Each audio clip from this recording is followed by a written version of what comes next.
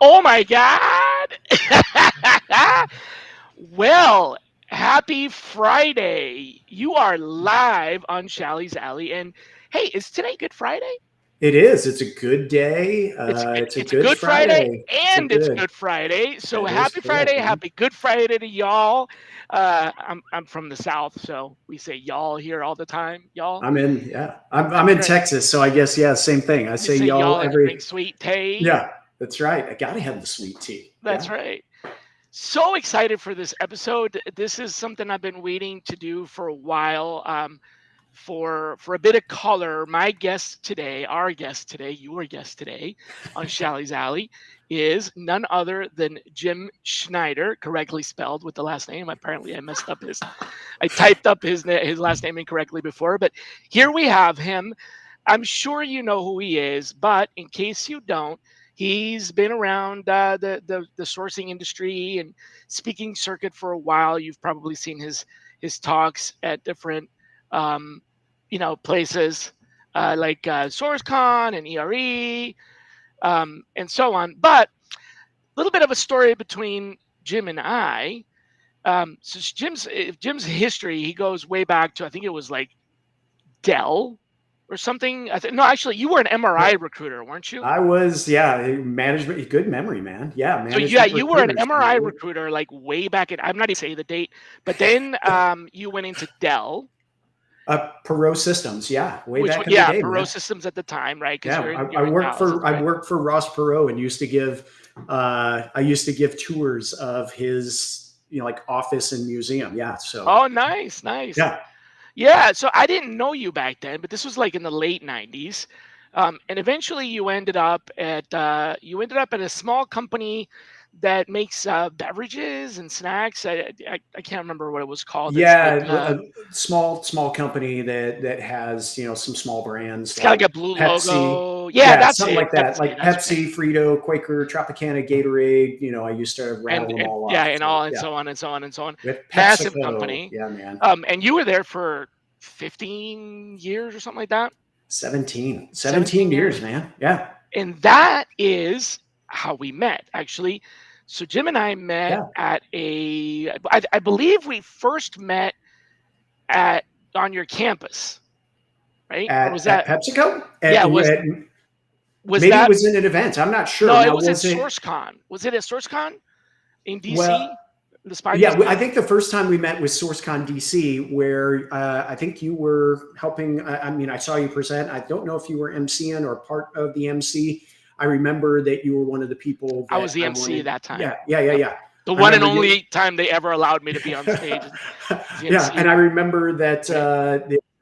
one of the people that I wanted to see, and yeah, it was a lot of fun. That was at the Spy Museum, a smaller event. It was Mhm. really a lot of fun to be able to get to see and get to meet everyone. Having everyone be able to do like the SourceCon After Dark was just right around the corner in a little bar, and Yeah, everyone that popped was up. back in the day when we still used Oh to do yeah, like I fun after remember. darks. I think Yeah. I think you and Eric Jakewith sat down, and we Mhm. all sat down at We a used to run it. table. Jake and I used to run it, Yeah, yeah, it was. and also the sourcing lab. Do you remember that? Yeah, I do. Which was And like, it was like, just bring sourcing questions and stuff like that. yeah, well, Yeah, I I miss will that. I miss never, all this ever, ever time. forget that. You guys, I sat down with you guys at a table over some beers at SourceCon at After Dark, and I remember it was at the time trying to take my LinkedIn second and third connections so I could have more people that I was associated with. This was obviously before LinkedIn Recruiter, but on LinkedIn was how to get more downstream connections. And I just remember that overnight, based on some of the things that we were all doing, I Mhm. went from like having it increased by millions, and it was just stunning to me. So yeah, the little tricks and the tips that you That's learn there. right. So Yeah, yeah, blow but it up. sorry, I took us down a No, little that's path. that's cool because what I wanted to tell folks is part of the reason, one of the main reasons why I was so excited to bring you on here is kind of like our long history. So Yeah, man. there was this event where I was traveling around the country putting on these full day workshops, and back then because I wanted to keep the cost down. I wanted to keep the cost of education down, so that people could attend as individuals and not have to have a company sponsor them for these full day trainings. The idea was to have a participating employer with a large conference facility, Yep. large meeting room, be the host, and everybody that worked there, all the recruiters and TA people at that company would be able to attend for free, but then they would allow outsiders to register and pay to come in. And so that way, the cost was way down. I mean, it was like $100 or something like that. So I reached out, and you Yeah. invited me to come to PepsiCo, which Purchase. was a beautiful. I mean, this was like, it was like a Model UN kind of, Yeah. conference You. and everything. And so this is the really impressive part. We didn't know each other, but you were like, yeah, come on, we organized that. You helped me with the whole thing, and then after the full day of training, where we've got a couple of different speakers and everything, Jim comes up to me and he goes, "Hey, man, that was great. I learned a lot. I'm gonna send you. I recorded all of it. I'm gonna send you the recording." I don't believe it. I still am. But go ahead. Right? And I was like, "You what?" I was like, "Because this was that." Remember, this was like early on. There wasn't a lot of ways to. It wasn't easy for you to just like put up a Yeah. webcam and stream it or whatever. Yeah, man. So I was like totally blown away by the generosity. And sure enough, I got back home and there was a CD or a DVD waiting for me, of the entire event, professionally recorded by like some cameraman. I don't know if you were the cameraman or not, but it was like so really, really well done. And nobody had ever been that generous to me before. I mean, not only did you put PepsiCo up to host the event, which made it possible for people to attend at very low cost and get a lot of benefit out of it. Remember, this is training, not a conference, or no vendors. There was no sponsorship. It was just straight up education. But Yeah. then you also sent me the DVD, which I was like so blown away. So ever since then, Jim and I have chased each other around, gone our different ways, and bumped into each other at events and conferences, and we seem to always agree on really important things, and in a very friendly way disagree on a few things that drive us both forward in a good way. So we're each other's kind of a advisor in some ways. But there's something I've been meaning to ask you. Okay. How the hell did you get into recruiting? Because all I know is you were at MRI. To be Yeah. in MRI, like back in the day, I don't know what it is now, but back in the day, MRI was like the pinnacle of solopreneurship if you owned an MRI franchise and Sure. in recruiting, right? So how did you even end up there? I can give you this super, super long story. I'll give you the quick version of it. I'm kind of, back in the day, was the exception to the rule. People were falling into recruiting as kind of back then as a second, kind of a second world. They had been in their Second current role. career, right? Yeah, like a full second career that somebody had done. Right. So They'd they'd been leave as an an executive and go join engineer. an Yeah, executive and then search they would go firm. to be an executive recruiter for the industry. Right. I actually was one of the folks. I actually did an internship in college, believe it or not. There was a family friend that had a computer consulting firm, believe it or not. This is back in, I'll say it, it was back in 1990. Had a computer consulting firm around IBM System 38s and all this other stuff, like way back, System 36, and if I remember 36, about bringing in consultants. And they knew I was pretty good about selling and all the other stuff. So they brought me in as a lead generation person in the summer as a student. I ended up giving them so many leads that they were like, this woman that I worked for was a top biller in the recruiting industry, but she had a secondary computer consulting firm. And she goes, "You would be a good recruiter." And so her and another person in the office, who was another top biller, trained me for the summer. And it ended up that I ended up getting college credit for it. I ended up learning how to be all of this in college. I learned how to be a recruiter. And then when I got out of college, it was pretty much, I knew what I wanted to do, right? And it was just it Wow. made it real easy. At that time, a lot of it was commit. It was really heavy on the commission side, right? So Yeah, almost that's how I started. Full yeah, desk. 100 full desk, Uh, 100% commission. yep. You went out, you if you didn't fill jobs, I think they had about a They didn't have to 90%. fire you because you just weren't making any money, so you just Exactly. left. You would starve. Yeah. Yeah. And so they had a 90% washout rate and everything else. So Right. either you survived or you left kind of thing. So yeah, man. So that's how I got into it. And I was, I guess, one of the So lucky your first ones. job out of college, basically. First job out of college. Although you And were still working before that, but like right out of you graduated, and yeah, so what's man. your education in?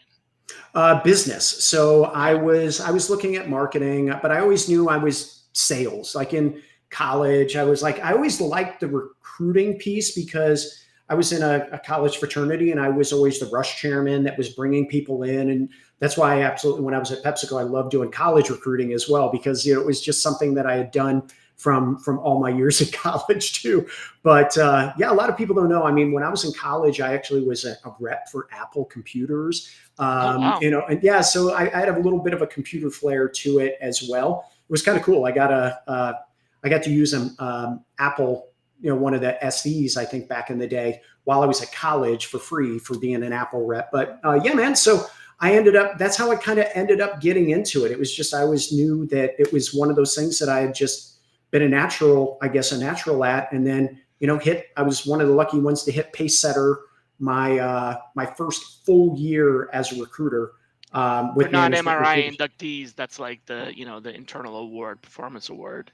Yeah, they Yeah. send you to Acapulco and full whatever. So it was President's fun. Club or whatever President's Club, equivalent. Yeah, yeah. So, exactly. but it was fun. And then Sweet.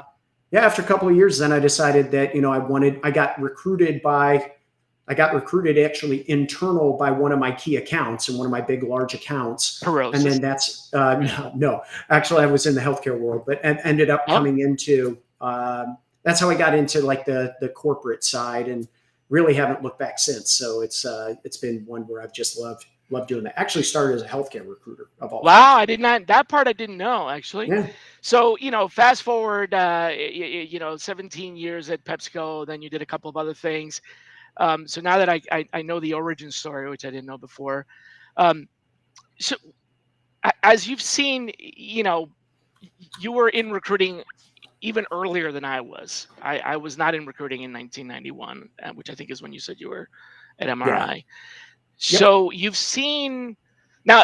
Granted, I did join at the time when it was, there was no internet and stuff like that. So when I started, it was only a couple of years later. But we both started pre-internet. Sure. However, you started even before there were dial-up computers and stuff like that. These were still mainframes and Oh Apple yeah. IIe's and stuff like that.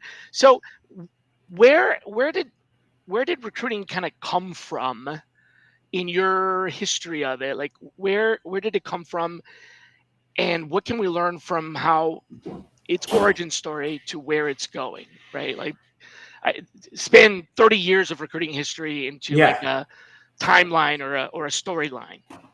Right. So in terms of like where do I see or where have I seen it, like the progression and More like everything? what's changed and what hasn't. Yeah, what's changed is the speed of how quickly you can get information. What's changed is, for anybody that's never heard of this term that's out there in the past, is being resourceful and having to do these things called ruse calls in order to get information on people. Being able to look up anything on the internet and just not even have to pick up the phone in order to So get faster information is access to. just stunning. Yeah, Okay. exactly. Just to see just the amount of information that's out there that you used to have to be very very resourceful to be able to find and get, right? So I think that just a lay of the land, Shally, and this, that I mean when I started, it was seriously a thing of cards, like a Yep. Rolodex kind of thing, I dude. had a I'm sure. Rolodex too. I mean, yeah, you had your 5-folder method, which I would had mill a folder. folders. Yeah, you had Yep. your And folder of eventually they like, became floppy disks. exactly. You had your Yep. 5-folder method of who you would follow up with and all the other stuff. And at that time it was the fax machine, that you were like sending out candidates Remember via when cut fax and machine. paste literally meant scissors and glue? You are correct, and I've done that many a time, and taping and making things look like Yep. your sheet that you would put on the front, your presentation sheet, you could like put a little bit of like signature and other stuff on there. But Mm, there were all the little tricks about, like if you knew that there was a job that you wanted, like you could feed the fax machine with all sorts of stuff, so that nobody other than you could get through. You right. didn't want the competitors to be able to get stuff in there. You'd send like this big long file of just nothing. But So what hasn't changed? So speed of access to yeah, information is, but what hasn't changed? what hasn't changed, I think, is that what I like to say is, for the right people, the talent advisor, being able to show that you are so valuable to the process that there's no way that you could be replaced by a bot or Okay. automation, right? That you bring a consultative or a consultant kind of point of view of the process, and you definitely are showing yourself as someone that is an expert in what you do, adds value, and can quickly help be the guide for the hiring manager through the process. So really the advisory part of it, the value absolutely. add part of it hasn't changed. It's just um, been Ex- reformatted, I guess, right? exactly. That's the thing that I would say. I mean, obviously the things that are still out there, things about the process that don't change Mm, is the outreach and the engagement, the sell, the sizzle, or making sure someone is interested in the opportunity, the interview, the feedback, and then just the offer. And, there is that pivot of where you can influence someone on helping them make the decision on an offer or not. I think that, the other thing that I see is that I think there's a lost art to the art of the intake meeting, that I think oh man, that's one thing you and I agree on so yeah, much. man, Intake meeting is so yeah, broken. Tell me a little yeah. bit more about that. So why, and I'm going to be very specific here. Why are recruiters so sure that they do intakes correctly and they're so wrong? I mean, every Exactly. recruiter I talk to is like, "Oh yeah, we do intake meetings. I do great intake meetings," but they don't. Right. Why is It's that? I think it's because people believe that there's so much information that they have done research and they know what the ins and the outs of the jobs are without having that specific conversation. One of the things that I have to say about my training with management recruiters way back in the day that really helped me was it was really the art of the intake, because that's where you're Hmm. selling your services. I mean, back in the day, I was getting everybody else was doing cut rates, and I was getting 30% of the first year Yeah, salary, my which most intake, I don't know if yours yeah, included this, but my intake was almost like like to borrow from the old sales training, feature benefit trial close.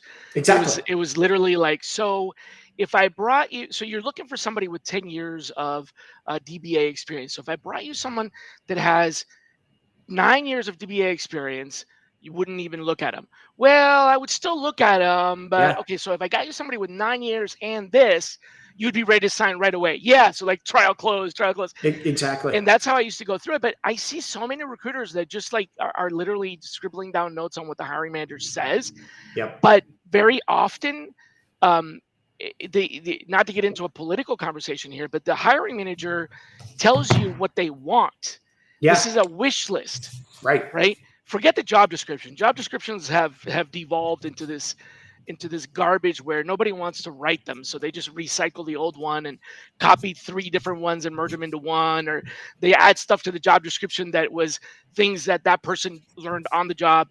But forget that, all that stuff, just literally the conversation with a hiring managers tell you what they would like to have, Yeah. but that doesn't translate into whether or not someone has that and how that person identifies what they know. Like the hiring Yeah. manager says, "I want this, this, and this," but the candidate doesn't say, "I do that, that, and that." Yep.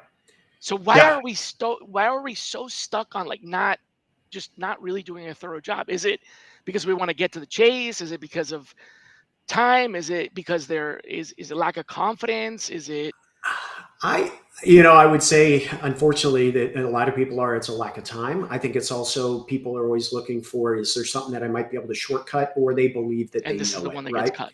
and it's the one that gets cut. I know that there was a point in time that was not fun when I was at PepsiCo, where we had a little bit of turnover and I was carrying 125 recs at one time. These were internal and external. And at that moment, you were doing stuff just to stay afloat. And I mean, it was not a fun time at all. We always say that if when you're a sourcer or a recruiter, you want to keep it at like 30, less than 30 recs. It depends on the Sometimes the industry. I ideal mean, is in sometimes healthcare, 50. if you're recruiting nurses, you have 300 recs. Yeah, exactly. And in retail, it depends on the job, on the industry. But so you're saying is like literally we just got so short on time that we just started let's get to the recruiting without even. Most definitely. Yeah. But this is when you didn't have tons and tons of automation back in the day, right? Now with automation, you can shortcut things and you can have certain other things. But one of the things that doesn't replace the intake call. It's never going to replace. No. That's a conversation. One of the things that I actually would do is I would say, hey, I've got these things on a form that I could ask you if I really wanted. Mm-hmm. But one of the things that I would do is take a totally different approach. I had this thing that I called my 4x4. And I'll go through just like things. I always wanted to know from the hiring man, and this was my management recruiters training back in the day. Mm-hmm. I wanted to know it was establish the urgency. I wanted to know the urgency of the job. How quick are you willing to move? And I would make sure that they knew, because I was getting paid to do this, that if they were not going to be, if this wasn't going to be priority one, that if I sent a candidate that you were going to look at them, I would put them down on the stack. So they knew if I called, they would get it back. The other is I wanted to know about how are you as a hiring manager? I want to know what's your style. Yes. How do you work? How do I sell you? I know how to sell the job. I know how to sell the company. How do I sell you? Exactly. And I wanted to know about the short-term and long-term job opportunities, not just like what's the real short-term and long-term. I wanted to really know about the boss. And then the other is I also asked about the environment. I wanted to know, okay, tell me about like the job and the chair that the person's going to, and this is pre-COVID, of course, where, not everybody was virtual, but you wanted to know you're sitting in the chair. What's the environment like for the individual, but also what's the team like? Do they hang out after work? Do they all get together? I would use, if that person was like, they would say to me, like, I really don't feel like I'm listened, or I don't have a connection with my boss, or I got passed over for a job. I would then be able to say, hey, this manager does this, they believe in this. They've got a team that does this. They sometimes go out after work, and they're like, ooh, I feel like I could be at home there. So it's kind of like, those would be the questions I would make sure I asked that were more about the kind of softer skills as opposed to like, right. And then also, what are some of the hard skills, but also what are the different alternatives and stuff like that. I got so many examples of bad intakes. So maybe you like this. I used to think about it as, and when I do training nowadays, this is how I teach it. Large, medium, and small concept, right? The large concept is, for the intake, the large concept is, how do I sell the company? Yeah. Right. So why should anybody want to work here instead of every other company that they could go work at? Yep. The medium concept was the job. Why is this a job somebody would want over another job? Right. Yep. How do I connect this person to the company's success? What is the job's contribution to that success so I can sell the job? But the small concept is, tell me about this person's daily, like, who are they going to interact with? Yeah. What's your management style? What's the team style? How does this team? And those things often I get asked about during the call with the candidate, that if I had not done this in the intake, I would not be able to answer those questions. They ask me that a lot, and I think it happens frequently enough. So I wonder why recruiters don't, or I don't know what they say. Actually, I honestly don't know. Because if a candidate says, well, what's it like day to day working for this person? And you never ask those questions, how are you supposed to answer that? So what do you do if you don't have that? You say, well, I don't know. That doesn't sound great. Yeah. Or do you just punt? Well, let's ask the manager that when, maybe that's what they do. I don't know. Yeah. Well, I think that, some of the things that we were also talking about there is the lost art, not only of the intake, but also of kind of that, like, I think people are moving so fast that the art of the ABCs, the always be closing, the trial close. Yeah. That's one thing that I have to say that over my career that I think was the one single item that I learned to do quite well that I think would would make it to where I could tell if the person was going to accept the job or not before an offer was even made. It was like after the interview. I don't know. You want me to go into tactically about how I would do that really quick, or do you want to just kind of If you talk can give us general? a snippet of that, would be great. It's a great takeaway for folks, I think. Yeah, snippet was immediately when the person walked out of the interview, I had this thing that would come out of my mouth. It was pretty much all the same. It was like, "Hey, Shally, you just came out of the interview. I don't have any feedback, but based on what you just heard, I just want to know how to go." And I would Oh, so want you to, would get the candidate side of it. I would get the candidate side of it immediately, and I would want to go, "Hey, how did it go?" If I heard anything other than good, I would probe a little bit, but then I would say, "Okay, I haven't had a chance other than just talking to you right now. I want to know, and here's my trial close: is that if the team came back to me and said you were the person for the job and they want to make you an offer, take money out of the picture here at the moment and assume that's right. If an offer was made to you and the money was right, given what you just heard about that job, is that something you would accept?" And I would shut up. And based on the answer to that question, if I heard, yeah, I know then that it is one, they're sold on the job. Two, I just have to work on the money. Right. And then I've got really kind of the first verbal kind of close that you First can. trial close. And if Yeah, they man. said, well, then you'd be able to get down to that, whatever that one thing is that they, Exactly. and Like then you the could address it. overcoming the objections. Yeah, man. Which, whatever that objection, well, I didn't know if I don't know if I like the team, I don't know if I like the company, I don't know if I like the product, whatever, but you can address it. Yeah. Whereas that would come up way later, Yep. in just in bad timing. That's Yeah. really valuable feedback. Yeah. So all of this is the human touch.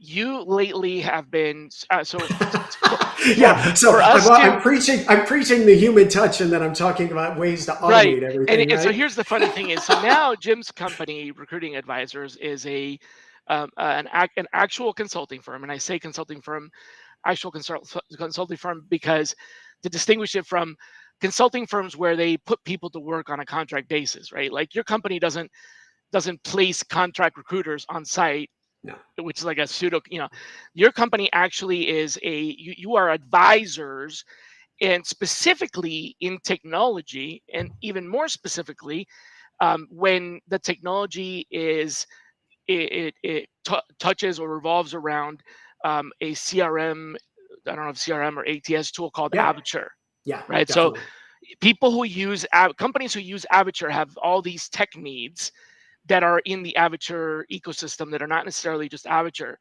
and that's what you work on. And so lately, you and I have been talking a lot about generative AI. In fact, you're speaking at SourceCon with Gail Houston Yeah. in the spring, like literally in a couple of weeks, Yeah. and your topic is generative AI. So moving from the where we came from to where we're going, do you see that generative AI is a transition point where we're going through this, and we're gonna figure it out and then evolve into something else? Or do you feel like generative AI is an actual destination? And let me clarify that. Yeah. The internet wasn't something that we just went through on our way to something else, but social media was something that we went through on our way to something else. The Correct. internet was a permanent change to recruiting. Like you said, the availability, the speed of information, and the vastness of information. But social media was just a blip on the radar because, and the name of it is specifically tells you why, social media, right? We used to have print media, Yeah. then television media, but nobody talks about print media. Nobody talks about television media. Why? Because it's everywhere, Yeah. right? So the same thing with social media. Social media used to be a thing, but we evolved past it, and now social media isn't social media anymore. It's just media. It's Right. part of everything. Generative AI, is it internet or social media? Um, I Is it a would say, fundamental shift, or is it like something that we're learning and we'll here's the add thing to our that, tool yeah, stack? I think that, well, let's just use the term machine learning, right? Yeah, And right. AI. Machine learning and AI have been around since hell. 1966. Yeah, I mean, in the 90s and earlier. I mean, I was working in ATS systems back in hell 95 and all the other stuff where you were doing skill based matches when with ATS systems back then with like Resumex and other systems. I'll throw out some old names, man. But the thing is that I don't think we've seen these LLMs, the models that have the ability to learn as fast and go back and forth with you. I think that that's the element here that has the ability for this to be such a shift in the marketplace, right?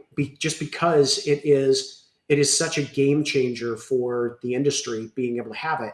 But to your point, from like when social media came out and you had all these different channels and all these different abilities to do different things, it really feels this. It does feel the same in a lot of different things. I don't want to say generative AI is just the social media of media, right? But in a way, I do believe that there are some similarities in the way that I'm seeing the industry take to it, of when we saw social media come into place as well. Everybody is all over it. Everybody is trying to figure out, but the government hasn't caught up with, these are all the rules, the regulations, and it's kind of the Wild West at the moment until everybody gets everything, So it's just, I think we're gonna. I think so we're it's not a phase that we're going through, which will eventually settle, and it'll just be one of the tools in our arsenal. You're saying that this is truly fundamentally changing the face of our industry? I believe it's a combination of everything, but I do believe that as these models, I think that what ChatGPT 5 is slated to come out later in the year. And I think I think that Sora and everything else, that if you guys aren't familiar with the video portion, there's going to be so many different ways that you can leverage generative AI, that it is going to do so many different things. Because if it can recognize an image and it can act upon that image, what does that mean for resumes? What does that mean for everything else? Obviously, everything, you could take a paper resume and ask it to make a decision. So I guess, Shally, in a long-winded way, that I do see it as being a very pivotal fundamental change. shift. Yeah. Most definitely. Right. So as opposed to like just something that we're going through and eventually it'll evolve. Because I've talked to a lot of people about. I've had some of the some really great minds in generative AI, machine learning, even a guy that actually wrote like the book on it and stuff like that on the show. And there's a lot of talk about the capabilities and what's coming up with like ChatGPT 5 and the evolution of it. But it all boils down to it's a computing power, it's a processing power question, right? So yeah, the way that what we're doing, these logic trees and these large language models and the shortest distance between 2 points and all that stuff, been around since the 60s. yeah, What hasn't been around is the ability to compute fast enough to be able to do it, because it's a lot of computational power. So yeah, what's changed is accidentally this GPU, the graphics processor, yeah. became Chips. the default. These Yeah, the chips chip that were speeds. dedicated to just image processing Yeah, became a really good way to process the computing power, but they're just designed for video. They really weren't designed for this. So now what we're starting to see are chips designed for language processing, that's right. and we're starting. So GPT-5 and all these others is an exponential, I don't even, maybe logarithmic evolution, because there's going to be so many more chips available that are Yeah, faster and more powerful, which means that it's still the same language processing, but at a much bigger scale. And that's where the machines start approximating some form of consciousness, yeah, right? But it's still dependent on what the information that we give it, the training, the data set, and everything. So I think the question that's going to haunt us all has to do with ethics, with how yes, we actually what we allow the system to do. So what you were talking about just now is called prescriptive as opposed to predictive. We've used data analysis, statistics, math models for many, many, many years to predict what might happen. If you take a piece of data and the data shows that every year you double in speed, then you can predict the next year will double in speed. Yeah. Right. But what's new is these technologies are now able to make give advice not on what's likely going to happen based on the pattern that's being recognized, right? But actually saying, here's what you should do.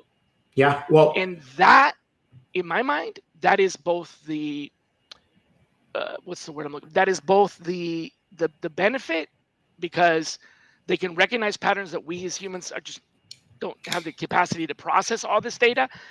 But it's also the risk, because once you have a machine saying, here's what you should do, and you're not questioning where that comes from, yeah. the opportunity for huge mistakes Yep.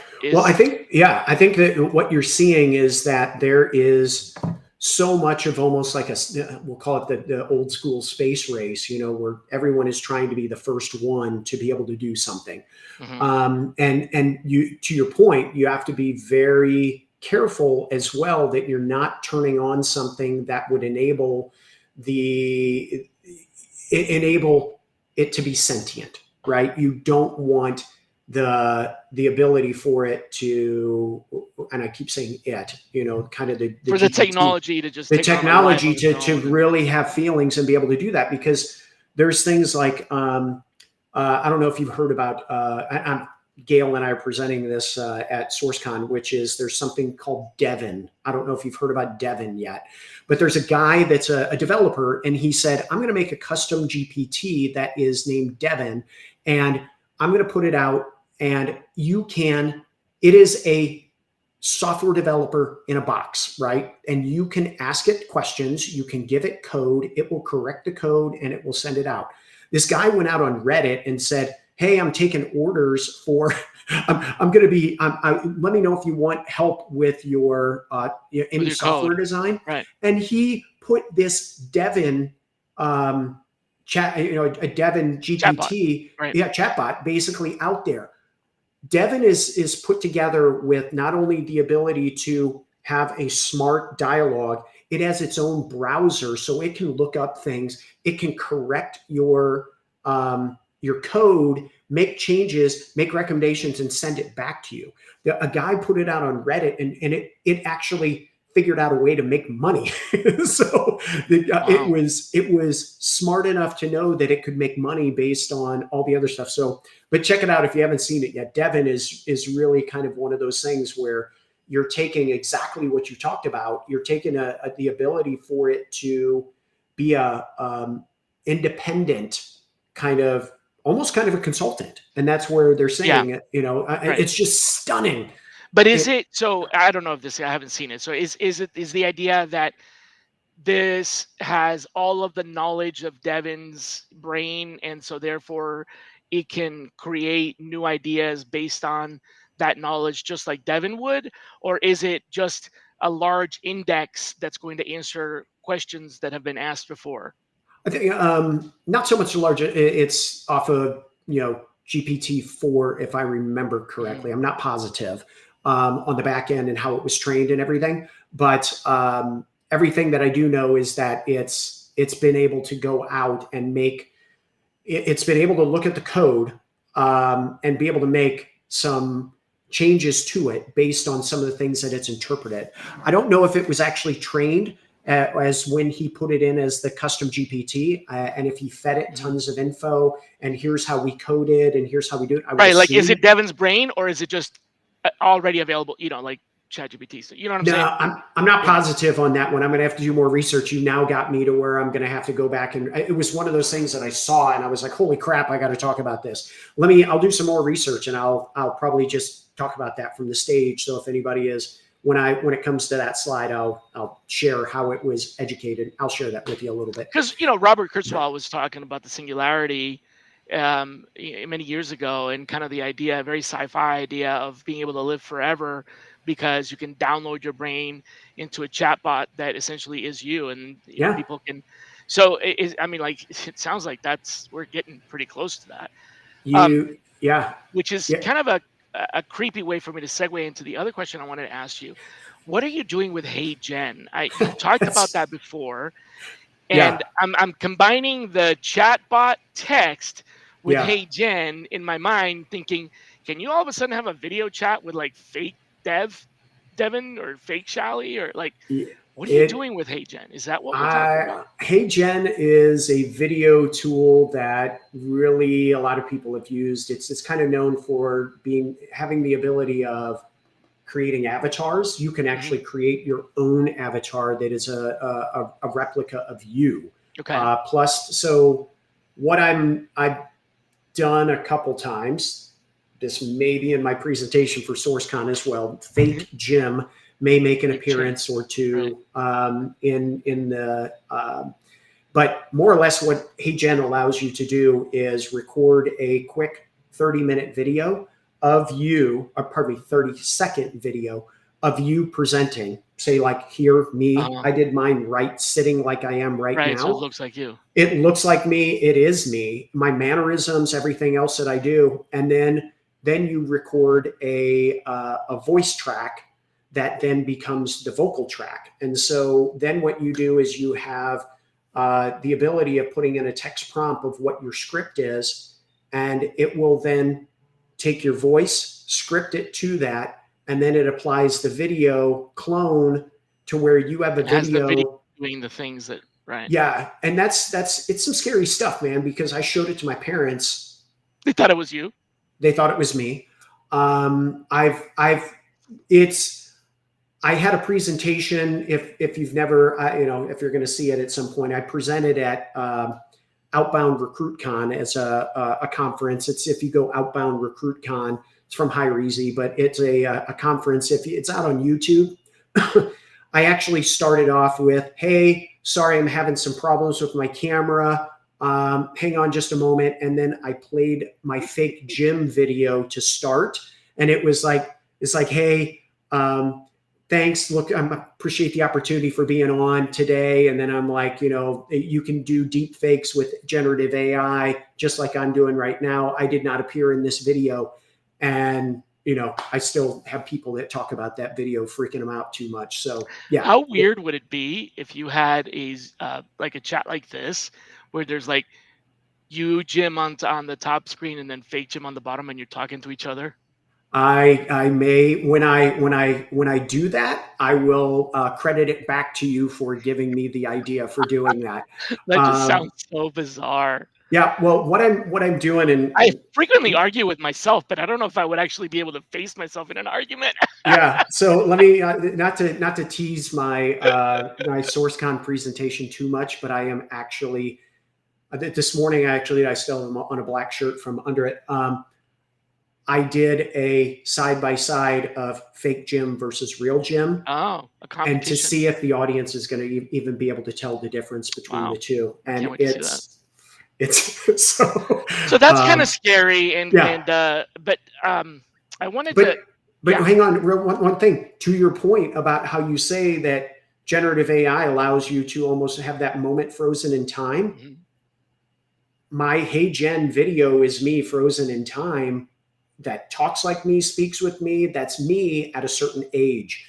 Um, so, Right. that's one thing to think about. That's interesting as we go forward, that, to your point, there could be that How long did it opportunity. take you to train the avatar? Uh, I was done in 10 minutes, if So like that. it records you doing some things, Yeah, I had to record a video where I said a certain track things. that they tell you to read, Yep. and then it said record a 30-second video of you just talking, and I just talked, and I used my hands like I normally do. I look Mhm. around, and it copied me pretty well. That's funny. So it's some scary stuff. It is. So that's one of the things I see about the future, is that, video calls, voice calls. That's why you hear grandparents, that people are using code words to let them know that it's you. If they're asking, like a kid or somebody, like a grandchild is asking for Mhm. money from grandma, it sounds exactly like them. It might look exactly like them. It's some scary stuff that can come down. So friend or foe, man, you just, Wow. Yeah. Let's talk about practical stuff. So Yeah. you're in the business solving problems for companies that are working with technology like Avature, and they're asking you to help them solve these problems. If you could remove the name of the software, right? So forget that it's Avature, forget that it's Yeah. Greenhouse, whatever. What are the companies asking you to solve for? What are the things that they're saying we need to do this with insert company, insert vendor name here Yeah. that they're asking you about? I'll go in reverse order of like the on the generative AI front. A lot of what we're hearing people ask for is the creation of jobs, like not creation of jobs, but the job descriptions that might be able to be served up so that they have the capability of being able to look at them and move that along faster. Second thing is I've got with a lot of people are interested in taking that job description then and being able to build out quick drip campaigns that might be used not so much personalized for the candidate, but for that campaign. The other one that I'm seeing is where they want it personalized for the individual for that campaign to where you can blend those things together. And another piece that I'm seeing is the candidate summary. So when I was on the outside, we talked a lot about MRI. One of the biggest pains was you would do all this Presenting time your when you candidate. talk to the candidate, presenting your candidate, you'd always write this. I'd spend like 15, 20 minutes writing this nice little summary about the candidate. Yep. I'm going to show at SourceCon how we're doing it in click of a button. That and makes it's sense. done in seconds. So that's the generative AI. On the other thing, we have one client that is interested in talking to the CEO of the company of how can we do the potential of some sort of robo recruiting, right? Okay. It's kind of our phrase for that, with on ramps and off ramps for when you need, like if we think about it as like being a highway with the toll tags and the toll booths that you can just go from sort end of to taking end. the whole like recruiting chatbot, Yep. To the next, to like not just the answer questions, but actually recruit. Got it. Yeah, most definitely. And then be able to take it to where you've got if you want to white glove a certain part of the process, you can. But yeah, man, it is one where I would definitely say that it's, that's some of the things that I see. The other is, on the CRM side, I see a lot of people that are wanting to leverage CRM for, not just the outreach, but also the back and the forth, the personalized touch that you can have with the individual. Competitive intelligence is really, really big. Communication to know what's going on. The other is also, I'm seeing a little bit of a trend where people are wanting to own more of the data as opposed to being so dependent upon LinkedIn, right? So that's another piece that I'm kind of seeing out there, just because LinkedIn seems to be taking a lot more things away from being more public. Yeah. People are, which only can mean one thing: they own it, price goes up, right? So, but there you go. Don't know if that was kind of what you were kind of wanting. Yeah, I wanted to see kind of what things people are wanting to do. Like what's, there's what's possible. Yep. There's though, and you and I as idea generators, we can come up with all these ideas of things that we want to do. But then there's, there's what's possible, there's what's realistic, and then there's what's being asked for, right? Like, we can come up with something that's possible that nobody's ever going to want to do or not going to do yet or not even thinking about. Then we can also do things right now that are realistic, but nobody wants because they're not necessary. So I'm interested in, what are companies thinking about that they really need to do? Yeah. Well, you and I have been doing this long enough that, you come up with an idea, you implement it one way in a certain piece of tech, and then like you see new technology come along and you're like, oh my gosh, I can take that. I could have done that. Right. Exactly. Yeah. So like where I see it is, there was a tool that I was using, Inside Connector, way back at John Bryant and video interviewing, right? That was personalized videos to individuals. And it did take time to do those personal interview or personal videos to individuals where you could say their name, you could say something about them, and you could say something specific. but you would have to record that video and then have it ready. Imagine if you could just have the text that records that. And that's where like my Hey Gen video could like rifle out those, and I could have personalized videos to each individual with personalized items to them that could help in the outreach to individual. I don't think we're there yet, but man, I don't think we're far. That's awesome. That's awesome. Well, I wanted to make sure that we ended up not going over time, because I know your time is literally, your time is money. My time is money now. Always two questions. Yeah. Yours and mine both. There's always two questions I like to end the show with. And being this may be one of many times that you appear on the show. Being your first time, I got to make sure and I ask you both. The first question is, who should be our next guest? Ooh. I know that if I ever launched a podcast or anything, I know there'd be one person that I would always try to get, and that would be, I don't know if you've had him on the show before, but Jerry Crispin would be a person that he's one of those guys that you sit down and, you have these great deep conversations with. So I don't know, Jerry. You know what? I have not had them on. I had Jerry on the show. All right, a good one. I'm sitting here like kicking myself because Jerry and I go way back. I mean, we go way back to like the early double O's, Yeah, sure. 2001, 2002. I know him well. I mean, if I called him, he would answer my call. It never occurred to me to invite him to the show because I just didn't think that would be something he would want to do. But I have to ask. Yeah, right? Never know. I just never thought I would, like, hey, do you want to be on my tiny little show? Like, it'd be like me calling Bill Gates. I'd be like, hey, Bill, you want to be on my show? Like such a big name, such a celebrity. But you know what? It's his choice whether or not he wants to be on. Yeah, definitely.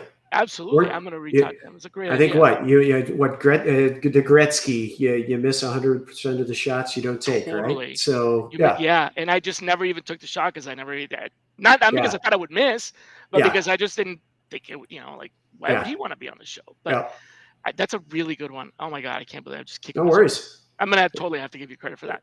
Yeah, and then I'm a big fan. I'm a big fan of his as well. Me too. And you know what? The whole fireside chat format that this is perfect for him. Yeah, that's why I was like, that's his natural habitat. Exactly. In fact, I may have learned this habitat from him. Yeah. Over the years. So the other question is this: a lot of folks watch this, listen to it over the weekend because they can't appear. They can't come online during this time, and so. I wish more of them participated in the chat, but in lieu of being able to have people here chatting and asking questions, I'd like to leave them with something that they can think about deeply. So my question to you is, what is a deep thought that you want them to think about? I don't want you to preach or give advice or anything. Literally ask them to think for themselves and ask themselves, what question do you think our audience should be asking themselves? Yeah, right now? I would say there's a couple things that I would say to this. One is I would make sure that if they're not doing the intakes and they're not doing the trial close, are they shortcutting themselves? And the importance of hearing, and if they want to go back, if in this podcast, just to listen to those pieces, you want to make sure that you're adding value so you can't be replaced by GPT. There's got to be things that are definitely in there. So man, that would be the thing that I would say is how to make sure that you're adding value in the process, man. I mean, you've got to make sure that you're doing that. So turning that into a question. Yeah. How are you adding value so you don't get replaced? I like that. Yeah. I mean, because you really have to think about it, that there is a new emerging trend in the industry that is, it's like design by dialogue. And the whole thing is that you look at the process and you try to find different spots that you are able to design your new processes based on where there's dialogue back and forth with an individual that can or may not be replaced by automation. And you have to make sure that there are pieces within that design to where you can't be replaced. Yep. So yeah, that would be the one thing that I would say. Awesome. It's a really good question. Yeah, man. Well, buddy, thanks a lot. I can't wait to see you on stage at SourceCon. Too bad I'm not going to be there, but I wish I was. We'll miss And you. I think we let's make this a little bit more of a repeat habit as opposed to waiting 2 or 3 years between connecting as we usually do. When you've known each other for 20 years, it's kind of easy to do that. And I know. but let's stay more in touch. And for those of you that are out there listening, thank you so much for giving us your time and attention today here on Shally's Alley. Wish you a great weekend. See you next Friday. If you're wondering who our next guest is going to be, it will be Patrick Morin, someone that you might actually have heard of. He's in the middle of building a sourcing team from scratch. Imagine that, coming out of the pandemic and economic uncertainty and actually starting to build a sourcing team right now. That's kind of like, whoa. So he's coming on next week. Until then, be kind to yourselves. Bye, everybody.